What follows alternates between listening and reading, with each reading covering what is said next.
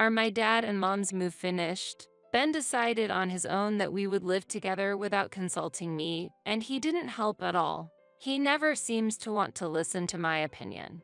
He proceeds with things based on his own ideas and acts on his own. Even now, he only asked about the situation over the phone, but I don't even know where he is. I had been disappointed in Ben before, but it was thanks to that person that I finally made up my mind. Yes, it's all finished. I just moved into a high-rise condo myself. What? While hearing his surprised voice, I laughed with my son, Aaron, who was next to me. He had left everything up to me, so he hadn't noticed anything. What do you mean with a high-rise condo? A high-rise condo means just that. A high-rise condo. With that, I ended the call. The next day, Ben contacted me. Apparently, he had ended a trip with his beloved parents in the middle to come and see our house. There's nothing here. Where is the luggage? Where could it be? What do you mean, where could it be? For details, please ask that person directly. After saying that, I heard a voice of anger from the other end of the phone. I, Cindy, am a 57-year-old housewife. When I was younger, I worked in sales, where I was a top performer and secured many contracts, so I was relied upon in my department. However, I quit because Ben, who was once my boss and trainer, asked me to. After many talks and discussions we had together, Ben confessed as we were close in age, and after several years of dating, we got married. He asked me to quit my job and dedicate myself to the family, promising that he would never let me struggle, so I resigned upon marrying despite having many regrets. After that, at the age of 33, I gave birth to our son, Aaron, and it felt like I was leading a happy family life.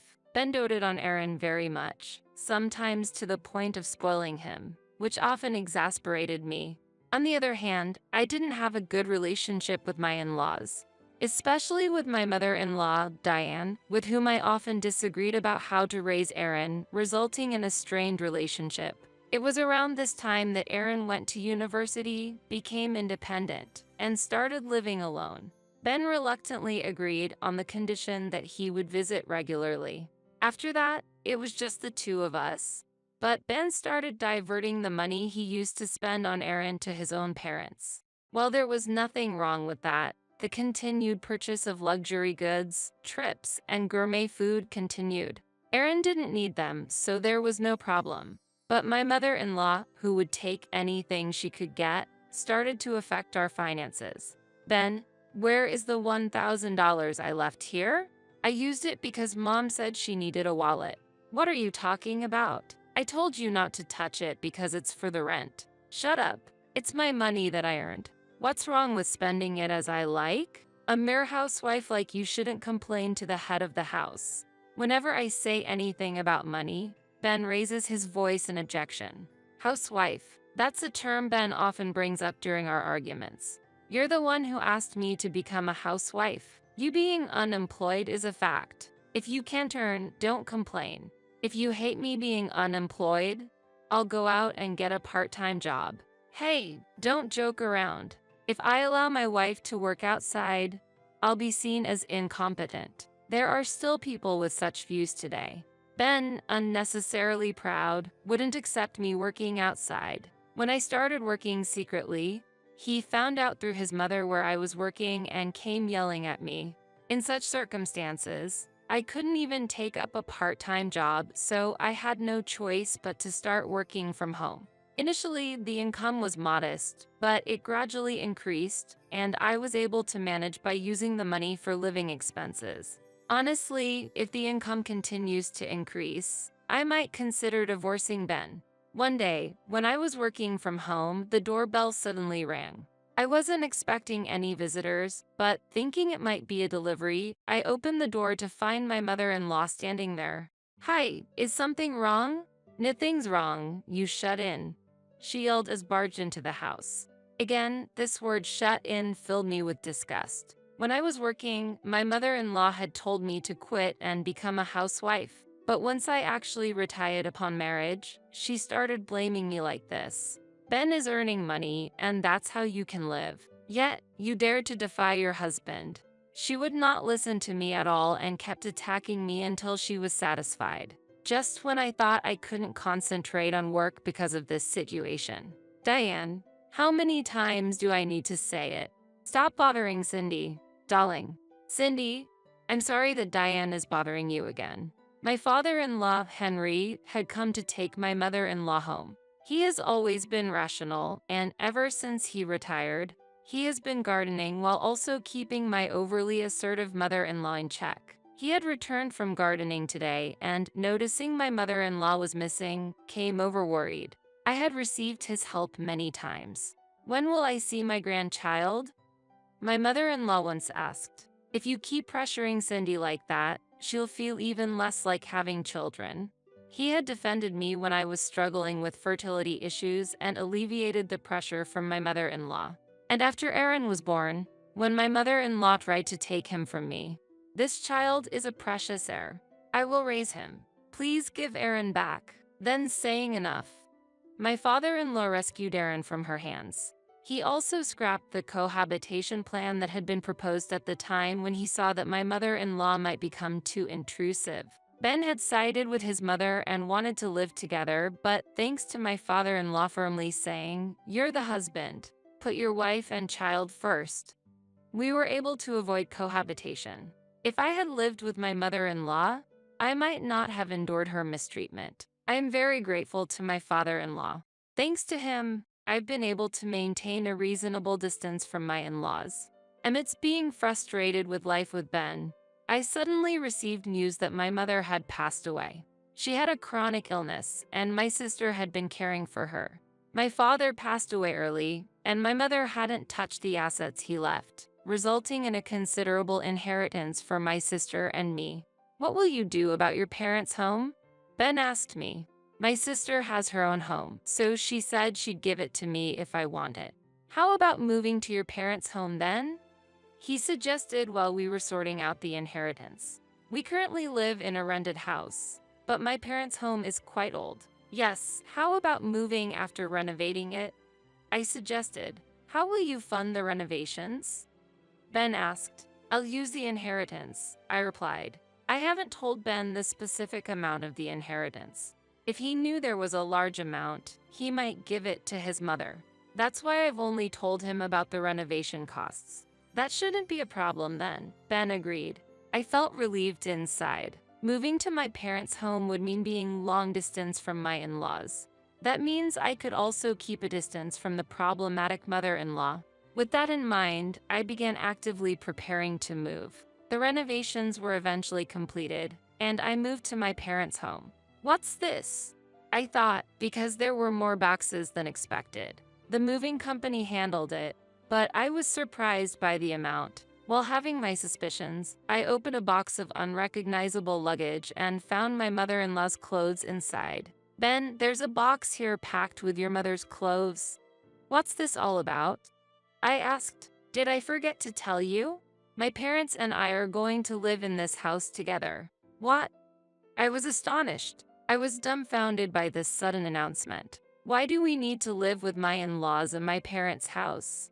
I couldn't help but argue with Ben. I didn't hear anything about this. The renovation using the inheritance was meant for us to live together. Shut up. I've already decided. Ben raised his voice and pulled out a document. Holding the document, I was shocked. A divorce paper?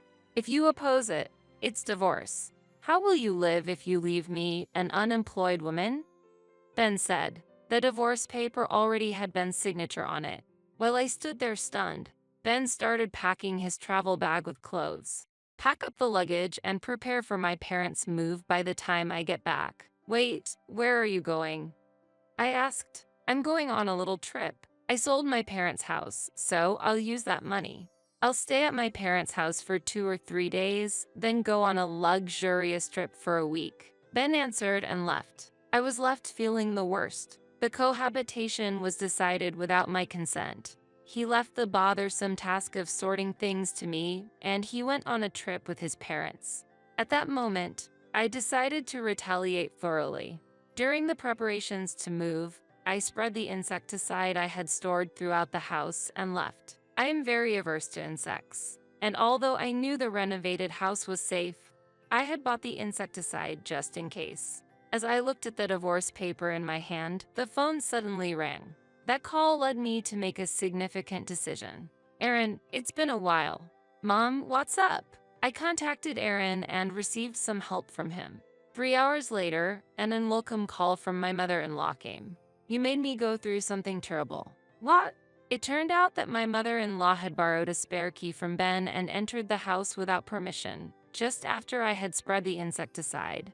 And she almost fell from breathing in the air. She threatened at the end, I'll sue you.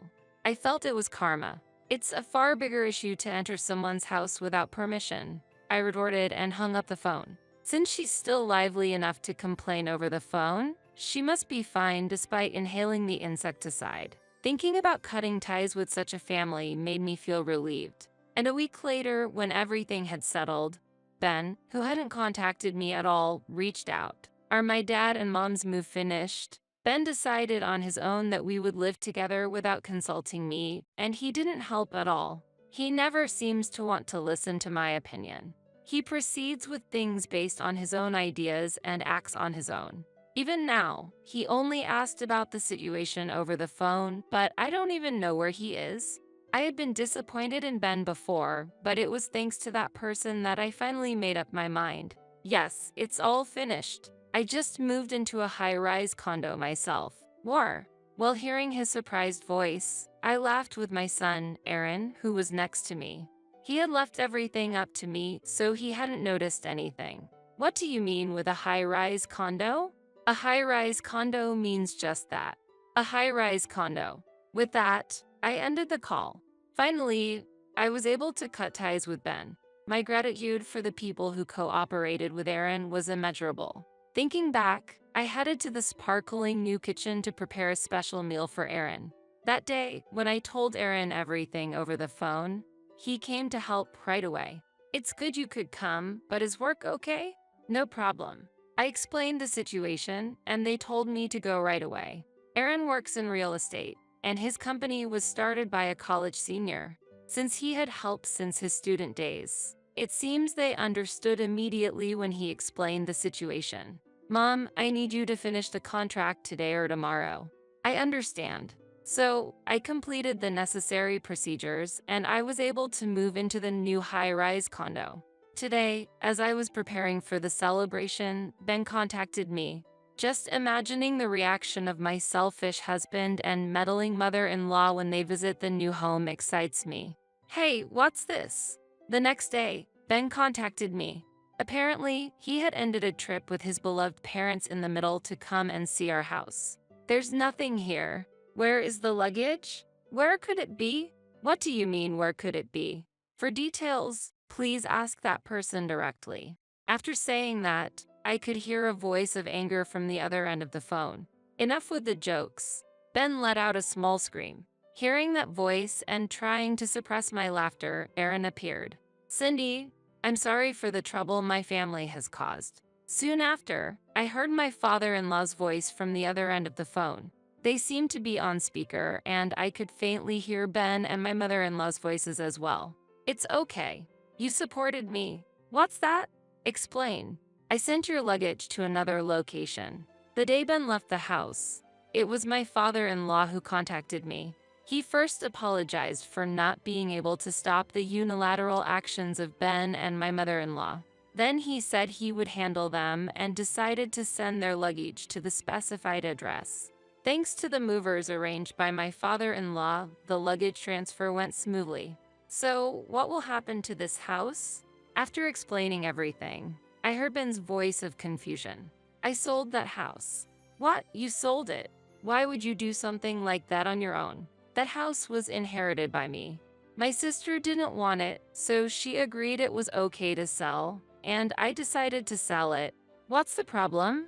The house was well located and had been beautifully renovated, so it quickly found a buyer. In fact, Aaron Sr. liked it and immediately offered to buy it. As a result, the house was already owned by its new owner. Isn't that a bit too selfish? Ben, which mouth of yours can say such things? It was you who decided everything without listening to Cindy's opinion. Now I will show you where you two will live. Wait a moment. What do you mean by you two? I've had enough of Diane. Hopefully, this way you'll understand. In the calm yet stern voice of my father-in-law, I could sense my mother-in-law's surprise. She was probably under my father-in-law's sharp gaze. Dad and Grandma, you're underestimating Mom too much. At that moment, Aaron, standing next to me, said as calmly as my father-in-law, I've heard everything from Mom. Why should my mom, who renovated the house after receiving it from Grandma and Auntie, have to give it to you guys? Dad, you must know how Grandma has been treating Mom.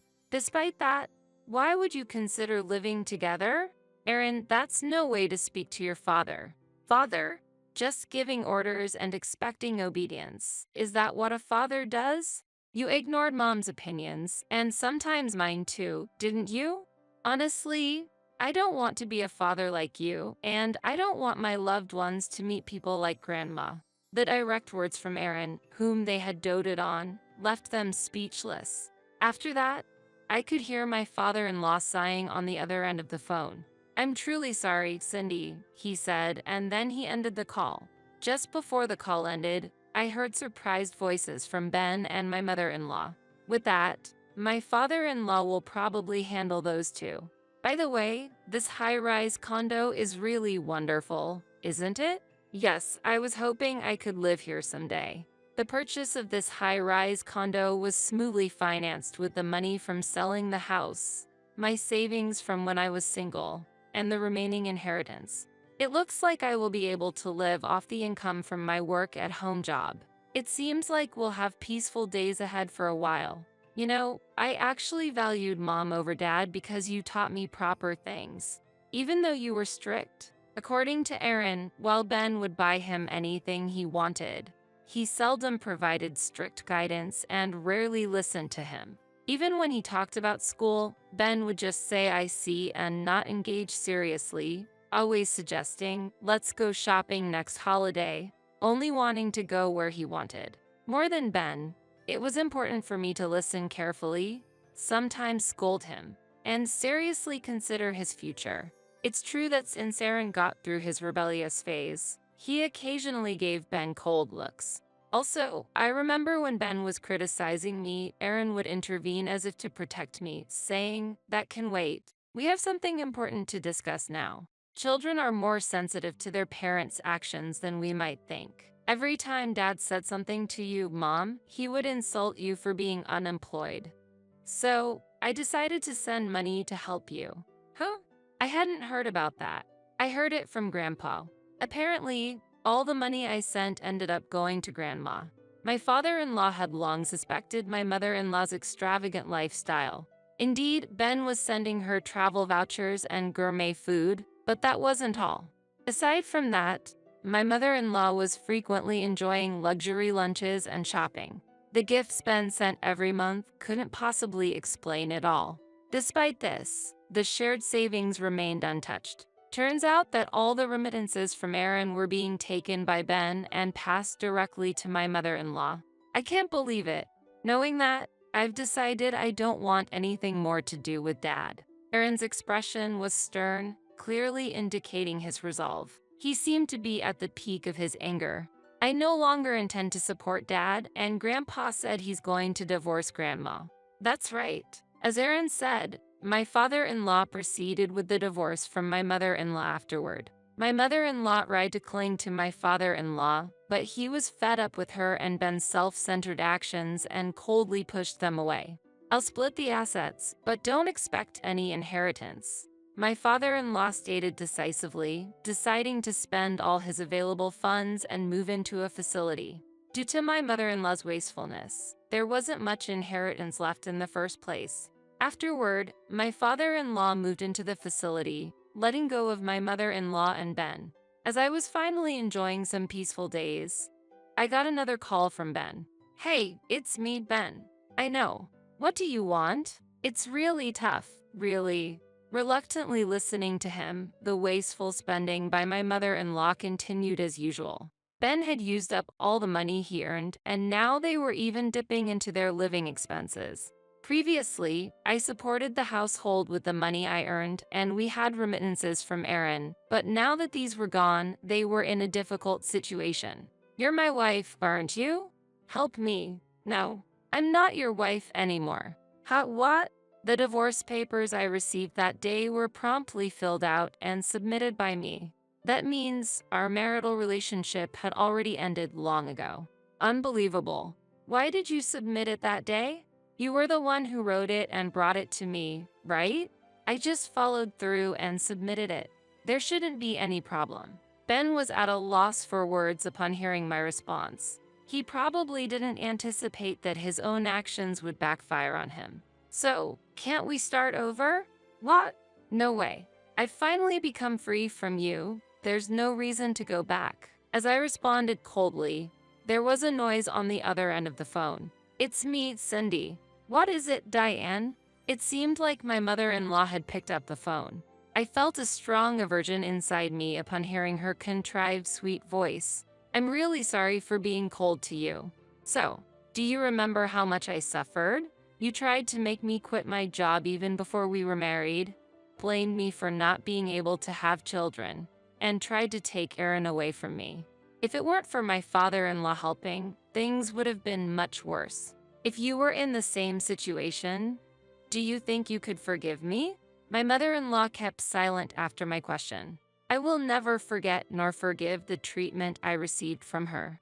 And I have no intention to forgive Ben either. While you two were happily traveling, I was being ignored, wasn't I?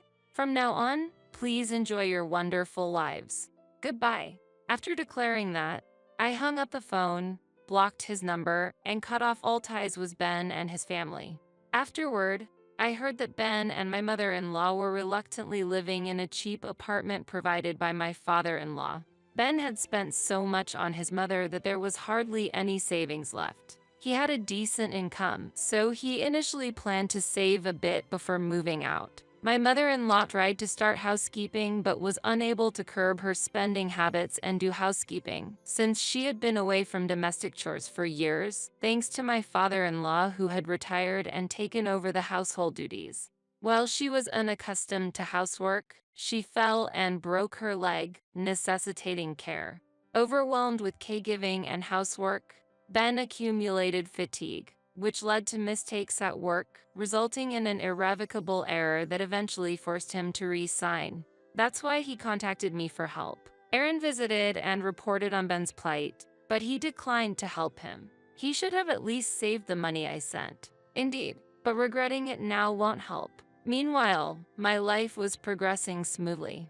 Thanks to Aaron and his friends recommending me, my client base for home-based work has increased, significantly improving my income. Aaron, who used to barely visit when Ben was around, now comes by frequently, and although he offers to send money, I decline as I'm not struggling financially due to my earnings. Thanks to that, Aaron has been able to save money and has moved into the same high-rise condo. Whenever I bring over some side dishes, he is always delighted and grateful. I'm truly happy. Being able to work at my own pace and having my beloved Aaron nearby makes every day immensely joyful for me. Years have passed. Today is a special day. Mom, I want to introduce someone to you. It's the day Aaron is bringing his fiancée. She is someone I've known well for a long time since she has been dating Aaron since high school. Ben doesn't know about this because it would cause trouble if he found out. Well, I doubt he would be interested anyway. Aaron is a bit too kind, so I feel reassured to entrust him to his capable fiancé. Just this time there is a formal greeting as fiancé and mother, so both of us are somewhat nervous. We know each other, so relax. By the way, there's something important I need to tell you. To my surprise, she was already pregnant with Aaron's child. That's what led to a prompt marriage. But seeing them so happy, I sent my heartfelt blessings. Determined not to become like my mother-in-law, I decided to support them while maintaining a healthy distance. Thanks to such measures, I feel that the relationship with my daughter-in-law is being well maintained. Occasionally, they come to show me their child's face, and we have been going out more frequently without burdening each other. Contrarily, I am unaware of the current situation of Ben and my mother-in-law as they have been abandoned by others. One's actions ultimately return to oneself.